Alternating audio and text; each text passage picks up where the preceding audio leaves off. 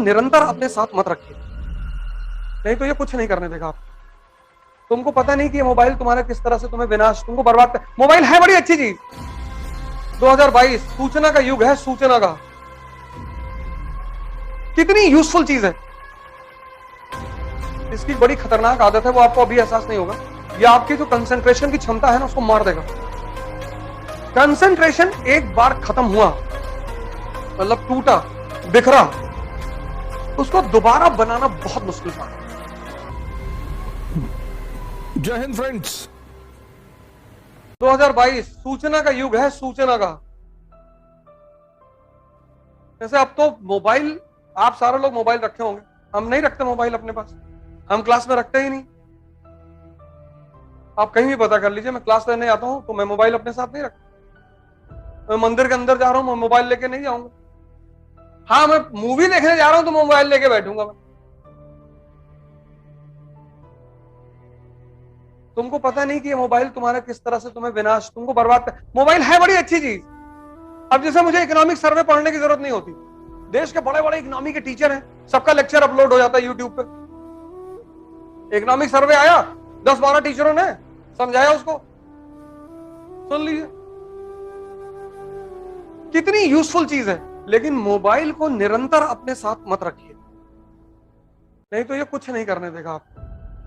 इसकी बड़ी खतरनाक आदत है, वो आपको अभी एहसास नहीं होगा। ये आपकी जो कंसंट्रेशन की क्षमता है ना, उसको मार देगा। फिर कुछ भी करोगे, कुछ भी करोगे, कंसंट्रेशन एक बार खत्म हुआ, मतलब टूटा, बिखरा, उसको दोबारा बनाना बहुत मुश्किल काम। दुनिया में अगर मन की स्थिरता को चेक करना है तो आदमी को किताब दे दो।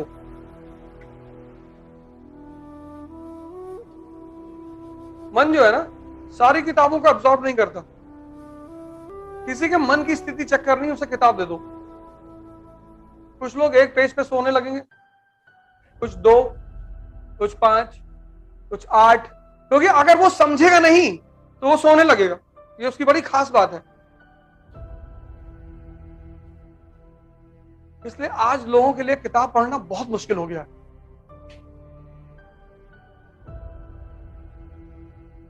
और उसकी मेन वजह है ये मोबाइल। इसने लोगों के कंसंट्रेशन को खत्म कर दिया, मार दिया।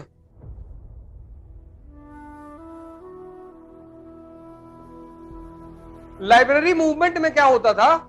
लाइब्रेरी भारत में एक मूवमेंट चलता था, लाइब्रेरी मूवमेंट।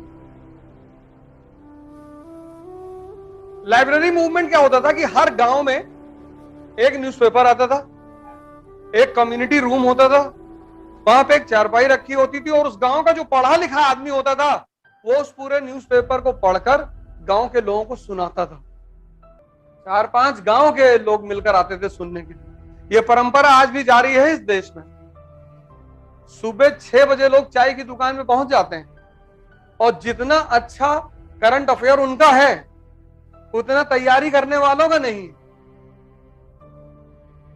क्योंकि न्यूज़पेपर को तैयार करने का एक ही तरीका है, ग्रुप।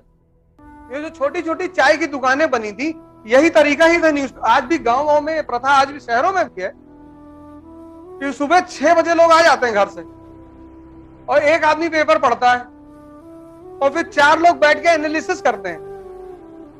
और जितने गांव के आदमी को यूक्रेन और रूस के बारे में इंफॉर्मेशन होगी, उतना इस क्लास में बैठे हुए लोगों को नहीं होगी। कौन सी पनडुब्बी डूबी है, उसकी खासियत क्या थी, सब बता देंगे वो, क्योंकि 6 से 10 बैठना है दिन भर। सुबह 6 बजे एक चाय ले ली, बैठे हुए,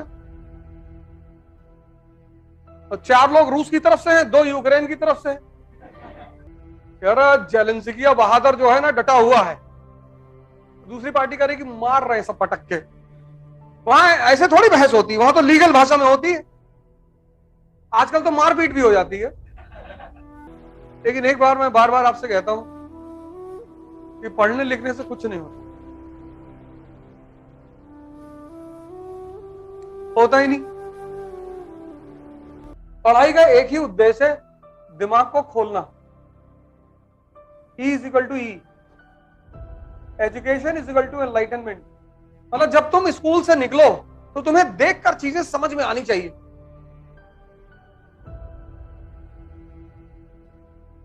अगर तुमको चीजें देखकर समझ में नहीं आती तो पढ़ने से कोई फायदा ही नहीं।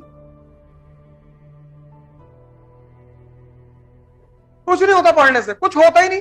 पढ़ने का एकमात्र उद्देश्य है दिमाग को खोलना। पढ़ना नौकरी के लिए नहीं होता है। इस देश ने एजुकेशन को एम्प्लॉयमेंट बना दिया। पढ़ना मतलब नौकरी, और ये मैकाले की देन है। नौकरी वो भी सरकारी।